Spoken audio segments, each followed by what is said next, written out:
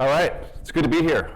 Good to see some familiar faces in the crowd as well, and those of you I haven't met yet, looking forward to meeting you at the networking reception. So, as Kathleen mentioned, I'm Joe McNeill, CRO of Influ2, and we do contact-focused advertising. So we target named list of individuals, we push the engagement back to the contact record, and then we measure the difference in conversion rates for the folks we're targeting versus those we're not. So the reason I'm telling you that is I get the chance to work with a lot of sales and marketing leaders and look under the hood of their pipeline engine. So what I want to present is really what I'm seeing out there that's working and also what I'm seeing that's not working, right? I feel like a lot of pipeline discussions right now center around what not to do. So I'm hopeful to give you some ideas on what you can do as well. So prior to Influ2, I led sales at Site Improve, which was primarily an outbound focused company. I think we went from 8 to 100 million, almost exclusively through outbound. Prior to that, I was with a company called Protolabs, and we went through an IPO primarily through inbound. So I've seen both sides of it, and I think really in today's market, you can't be successful with a single discipline focus like we had at Site Improve or at Protolabs. So, building on that, I believe commercially the hardest element of scaling a company is scaling the pipeline engine, scaling pipeline growth alongside growth of the company. And I think right now in today's market, it's harder than it's ever been, primarily for two reasons. So reason one is I think, when funding was very prevalent, a lot of companies spent their way through it, right? Like the quality of your pipeline engine, a lot of times are related to the size of your war chest. How much pipeline can we buy? How much revenue can we buy? Which I think we all know that's not an option anymore, and execution really matters. In addition, Chris Orlob had a LinkedIn post, and he said this a lot more eloquently and smartly than I could put it. So I'm just going to steal his wording. That a couple of years ago we were in a demand positive environment, right? Right now we're in a demand neutral or demand negative environment. And so a couple of years ago, I think a lot of our pipeline teams were more pipeline collectors. I'm going to go collect the buyers rather than pipeline creators.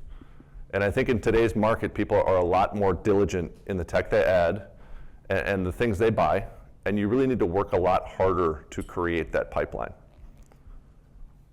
In addition, really the buyer journey has changed, which I think I have on another slide. It's turned into like this convoluted mess, right? Where really, the way that a lot of organizations are measuring pipeline right now is through like that single discipline attribution, right? And I believe that single source attribution is really like one of the most damaging things to pipeline strategy today. It really causes a lot of optimization in directions that aren't healthy for pipeline. So if we want to talk about what is over or what isn't working, I think we can refer to inbound, outbound, PLG partner, any of these strategies in a vacuum. I think they don't work. Really, a successful pipeline program to me is really the sum of all of its parts, right? How do you build synergy amongst all of the different pipeline programs to support one another? If you look at like building out a sequence, right? The sequence is the sum of all of its parts. So, what I see over and over again is if someone calls and leaves a voicemail, their email performance goes up.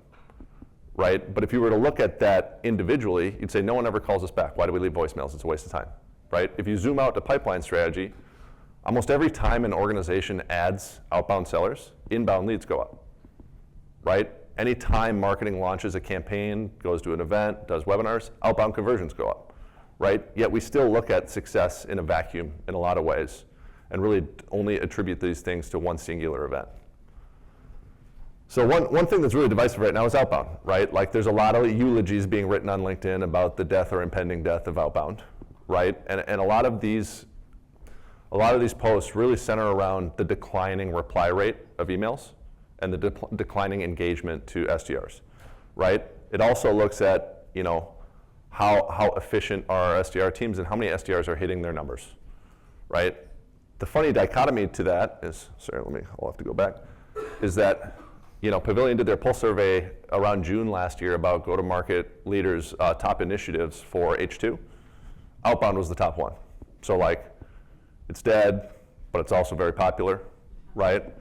And what I think is happening here is, a lot of these inbound and PLG organizations that were very well funded before are running into diminishing returns on scaling their pipeline, and they don't have the war chest to scale the inbound or PLG motion as efficiently as they could before, or just exponentially as they could before.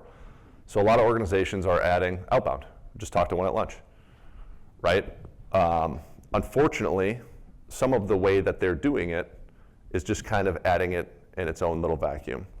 So like, I could spend the rest of the time talking about this slide here, but I'll try to keep it brief. To summarize sort of where we're at, it's, to me, the reason email reply rates are going down is because when budgets go down, emails go up, right? Email's cheap. People are getting peppered with emails. So I think it's only natural that reply rates are going down because spam is going up. So email can work, but it can't work alone. It has to work as a piece of the overall puzzle. In addition, adding SDRs and putting them in a room over here and giving them a sales engagement platform and saying, you guys and gals go source pipeline, that doesn't work either, right? So what does work is building this pipeline motion that is the sum of all its parts and build synergy, right? This all-bound motion. Doing that and layering an effective outbound within that is incredibly hard. We see it's incredibly hard.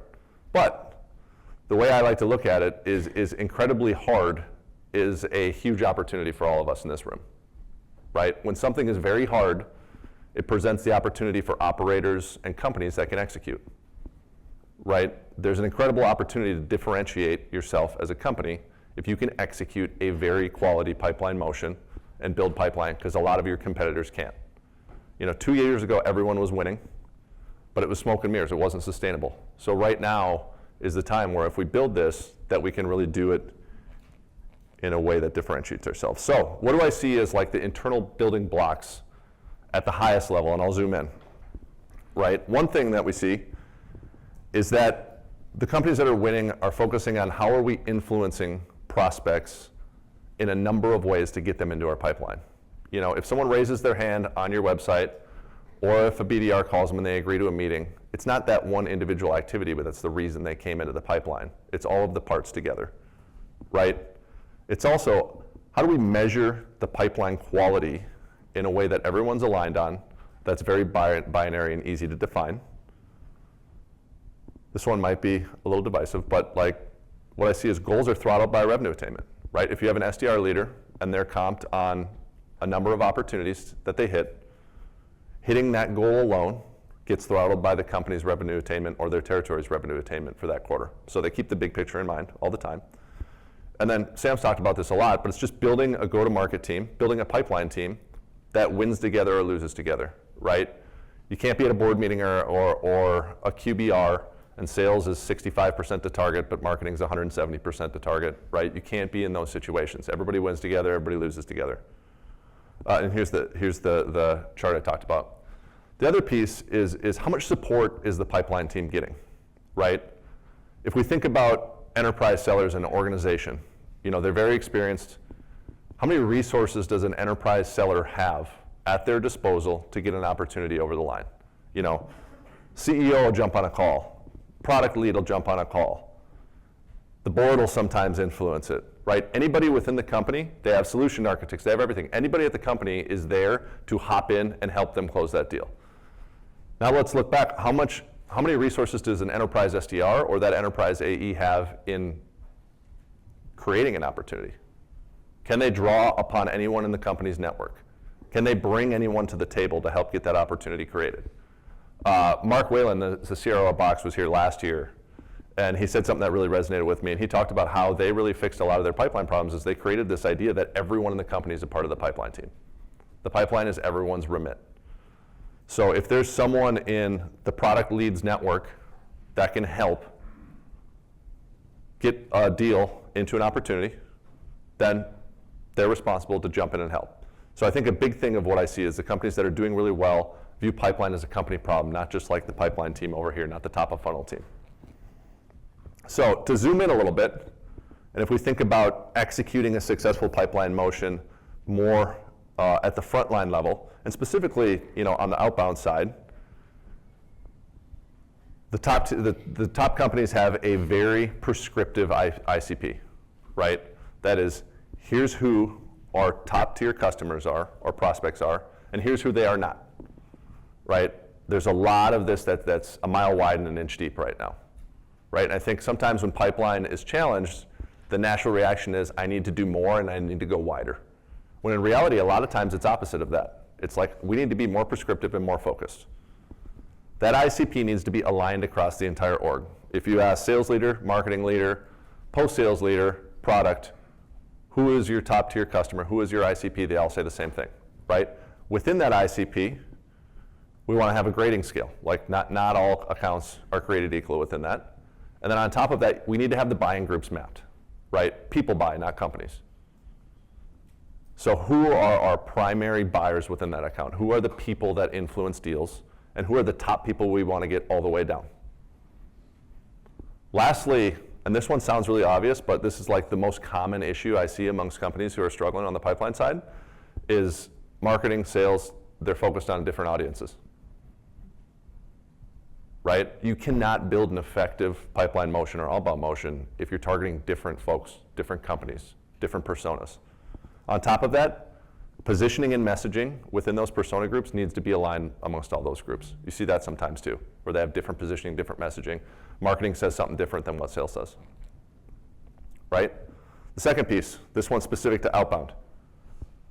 How is the outbound team deciding who to put into a sequence or a cadence, right? This is hard to see, but Matt Hines has a quote that says, all go-to-market motions come down to answering two questions, who to call and what to say, right? Are you building systems and infrastructures to answer those questions for your team?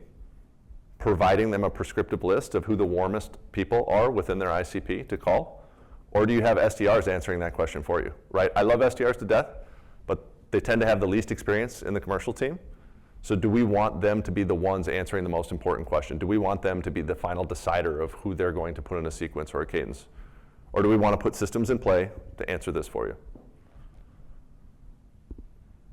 Another piece is, how focused are we on maximizing outbound and sort of prospecting conversions, right? I think all of us, our remit this year is building efficiency through our sales cycles, right? And I bet if I asked any one of you, what is your opportunity conversion rate, you could write me a dissertation on it, right? You could tell me, what are the influencing factors? What is it per company? What is it this quarter versus last quarter? Maybe even what is it per sales rep?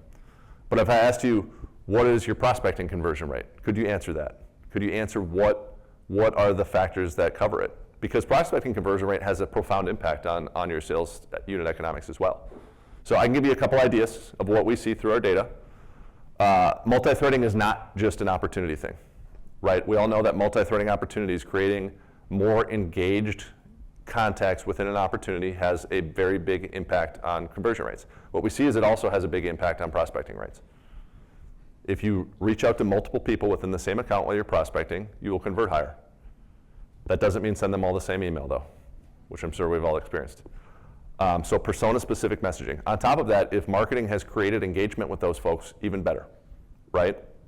Lastly, SalesLoft has a study that the amount of media types you use in your outreach process basically exponentially increases your connect percentage. So prospecting, we have phone call, we have email, and we have LinkedIn. So that's the SDR sort of core 3, right? This chart goes up to 5.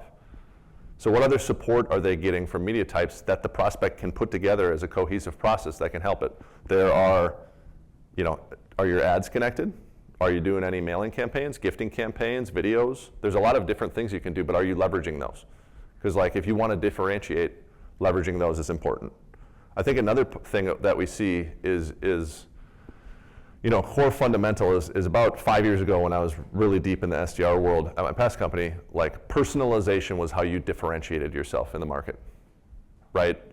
No one could personalize at scale. So if you wanted to prove that you were different than the endless spam they were getting, you personalized the email.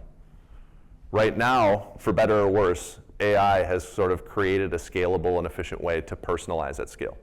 So you can spam more personalized emails.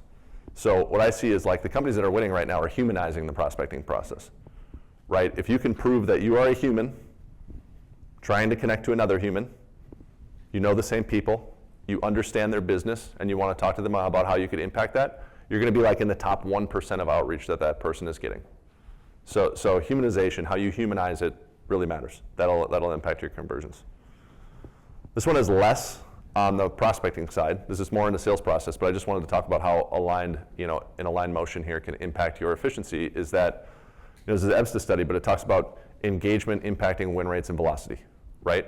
So if you can create that engagement earlier, and you can get your sales and marketing teams working together, you're going to improve your outbound conversion rates and your conversion rates through your pipeline gen, but those conversion rates are going to follow you through the sales process. So you're really affecting your sales efficiency throughout the funnel. And then lastly, we've seen a lot about the bow tie funnel, but like customer acquisition process really impacts the organizational health and the post-sales process as well. And sort of everything I've talked about rolls into this concept, right? It's that if we're really good at target selection, if we're really good at positioning, if we're really good at all these things, we're going to acquire healthier business. That healthier business we will more likely impact, which will more likely lead to renewals and expansions.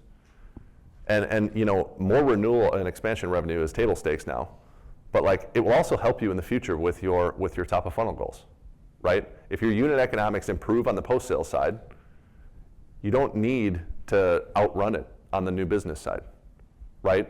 So the more you can optimize your customer acquisition process, looking at the long game, the better your top of funnel goals will be moving forward. So I'm gonna go through this really quick because I see I got 2 minutes left. How we're doing it at Influ2, right? I mentioned contact-focused advertising, right? There's a time and place for account-based advertising. That's more on the demand gen side. We're leveraging our advertising efforts to target the same people that our SDRs are reaching out to. We're feeding those engagements into Salesforce, and we're giving them a list of here are the most engaged folks within your territory who you should reach out to right now, right? So they don't have to decide who should I call. They know who they should call, and they see what the people are engaging with, so they know how to reach out to them. On top of that, we're tracking all of the marketing and sales engagement and outreach at the contact record, so we can see sort of the sum of all the parts of what's happening with it. Not just what's sales doing with them or what's marketing doing with them. How much engagement are we creating on both sides of it? So I will skip through some of this, and I will close it at what we're doing from there is we are showing how all of that is impacting conversions, right? So we just look at marketing is creating engagement with this audience. What do our conversion rates look like? Sales is sometimes grabbing cold targets that they want. We should be targeting them, but we're not. What are those conversion rates? And what we typically see with us and with our customers is that when marketing creates engagement with an audience, they convert on the prospecting side about 2 to 4x the rate that they do when they're cold outreach. And that's consistent amongst, I think we measured $8 billion worth of pipeline in that study. So it's pretty consistent along the way. So not a magic bullet, but it is a scalable approach to how you can increase your conversion rates on the prospecting side. Questions? All right, thank you.